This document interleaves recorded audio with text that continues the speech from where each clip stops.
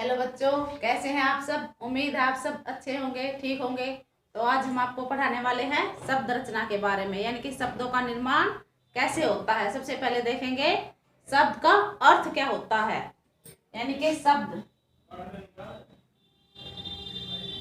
का निर्माण। शब्द का निर्माण अक्षर या अक्षरों शब्द का निर्माण अक्षर या अक्षरों के योग से होता है। जैसे मोहन, इसमें कितने खंड हैं? इसमें 3 खंड हैं।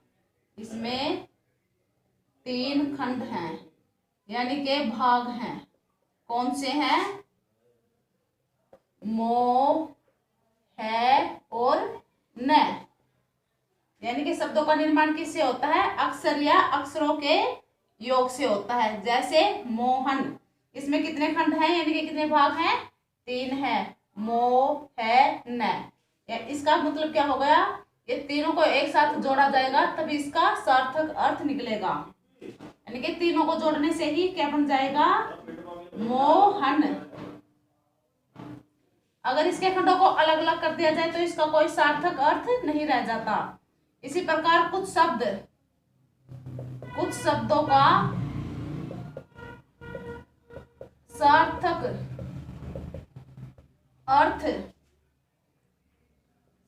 अर्थ भी होता है। जैसे विद्यालय, इसके हम खंड करेंगे 2। इसके 2 खंड या 2 भाग हैं। विद्या और अल्य।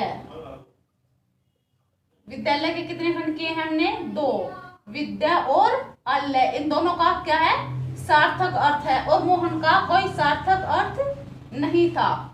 मो, है, न, ये सभी अक्षर एक साथ जुड़े हैं तभी इसका सार्थक अर्थ हुआ है। और विद्यालय में देखिए क्या किया है हमने। इस विद्या और अल्य दोनों शब्दों के अलग अलग सार्थक अर्थ हैं।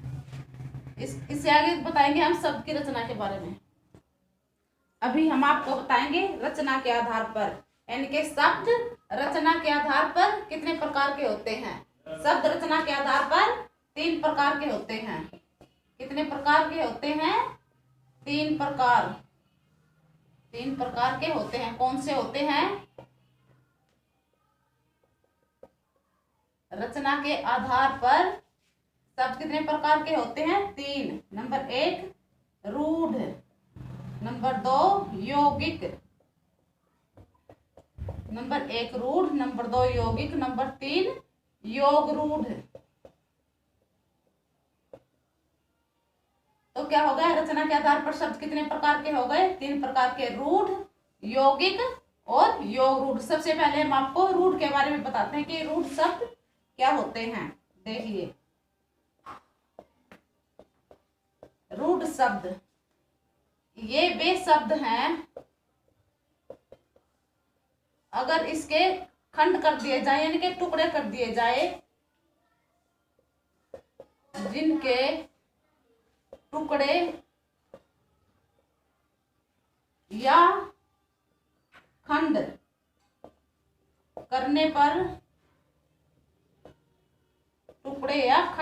पर, कोई सार्थक अर्थ नहीं होता। कोई सार्थक अर्थ नहीं होता।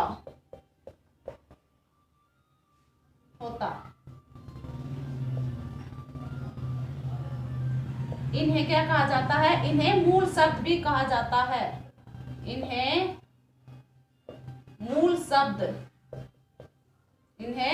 क्या कहा जाता है? मूल शब्द भी कहा जाता है।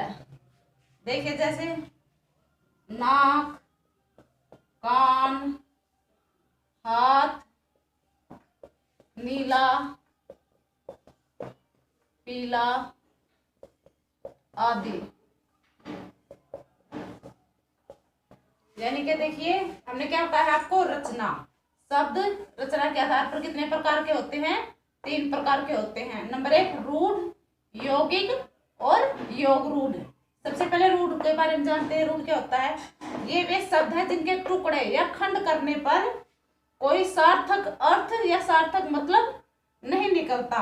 इन्हें मूल शब्द भी कहा जाता है, जैसे नाक, कान, हाथ, पैर, नीला, पीला आदि। तो जिस तरह नाक के हम टुकड़े कर देंगे तो कोई इसका अर्थ नहीं निकलेगा। इसके टुकड़े हो गए जैसे न, आ, क, ऐसे हो गए टुकड़े। अब इनका कोई सार्थक अर्थ नहीं निकल रहा। न से कोई शब्द बन रहा, आ से कोई शब्द नहीं बन रहा, इसी प्रकार कैसे नहीं बन रहा। तो इन सब को जोड़ कर क्या बन जाएगा? न प्लस आ प्लस क प्लस नाक। तो ये क्या हो गया? इसका सार्थक अर्थ। ये क्या हो गया? निरर्थक शब्द, यानी कि जिसका कोई अर्थ या मतलब ना हो।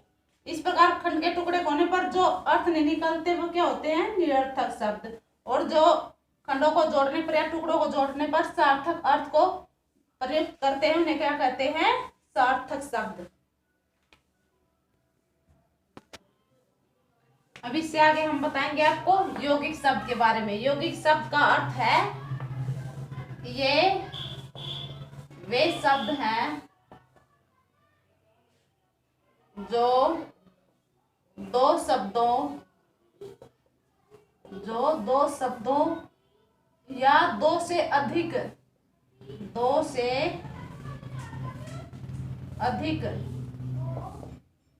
शब्दांशों के योग से बनते हैं। इनके खंड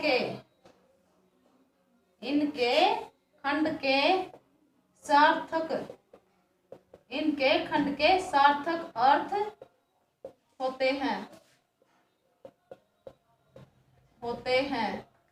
जैसे चिकित्सालय।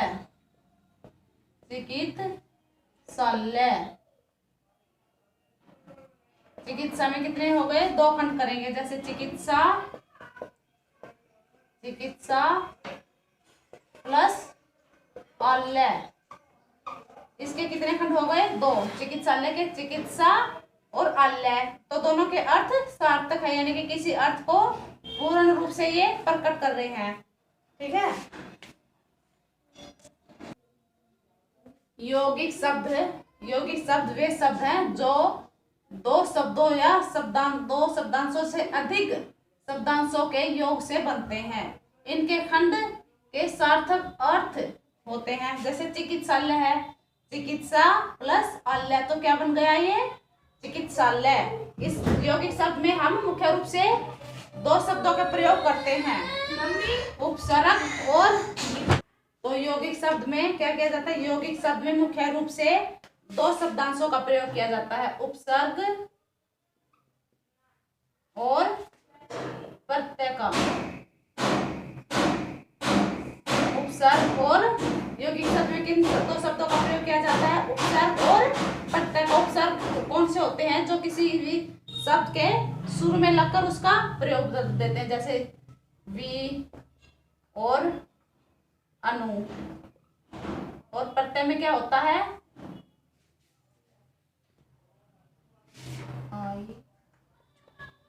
आई और आपा। अब देखिए इसमें कौन से हैं? उपसर्ग में शब्द आएंगे जैसे वी है, अनु है आदि। और प्रत्यय में कौन से आएंगे? आई, आपा। यानी कि इनसे शब्द क्या बनेगा? वी से वी प्लस नाश, तो क्या बन गया? ये विनाश। ऐसे ही अनु से बन जाएगा। अनु से क्या बन गया? अनुचर। ऐसे ही आई है, मिलना प्लस आई, मिलाई। ढिलाई, आपा, मोटापा, मोटा प्लस आपा, मोटापा। तो यौगिक शब्द में क्या होता है, मुख्य रूप से उपसर्ग और प्रत्यय का प्रयोग करके अलग अलग सार्थक शब्द बनाए जाते हैं। उपसर्ग में सबसे पहले शब्दों का प्रयोग किया जाता है और प्रत्यय में सबसे बाद में शब्दों का प्रयोग किया जाता है। इसके बाद हम बताएंगे योग रूट शब्द के बारे में। योग रूट शब्द, योग रूट शब्द क्या होते हैं, यौगिक तो होते हैं मगर किसी सामान्य अर्थ को छोड़कर विशेष अर्थ को प्रकट करते हैं। देखिए, ये वे शब्द हैं जो यौगिक तो होते हैं, जो यौगिक तो होते हैं परंतु किसी सामान्य अर्थ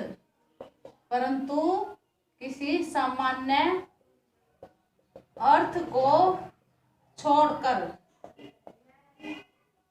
किसी सामान्य अर्थ को छोड़कर विशेष अर्थ को प्रकट करते हैं, विशेष अर्थ को प्रकट करते हैं।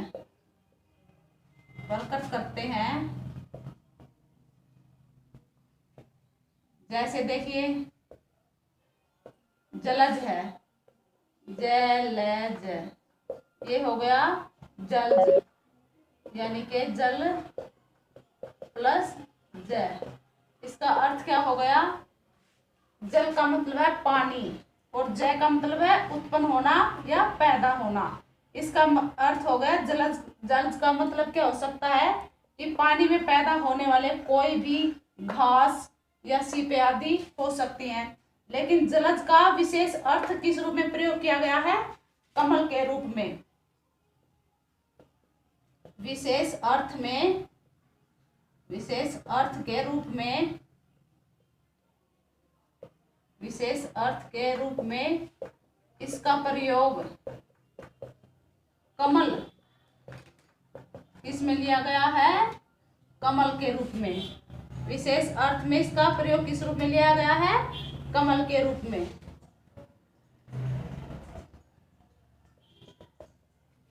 इसी प्रकार देखिए, योग रूट शब्दों को दोबारा से समझते हैं। ये वे शब्द हैं जो यौगिक तो होते हैं परंतु किसी सामान्य अर्थ को, यानी कि जो सामान्य अर्थ निकलते हैं उसको छोड़कर किसी अन्य विशेष अर्थ को क्या करते हैं, किसी विशेष अर्थ को प्रकट करते हैं। जैसे जलज, जलज का मतलब होता है जल में पैदा होने वाली चीजें, जैसे घास, घेंगा, सीप, कुछ भी हो सकता है।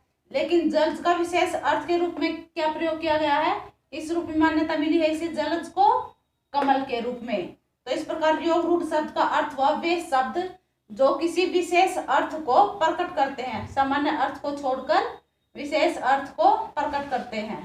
के साथ ही हमारा ये शब्द रचना का भाग समाप्त होता है। इससे आगे का भाग हम आपको अगले पार्ट में बताएंगे। वीडियो देखने के लिए आपका बहुत बहुत धन्यवाद।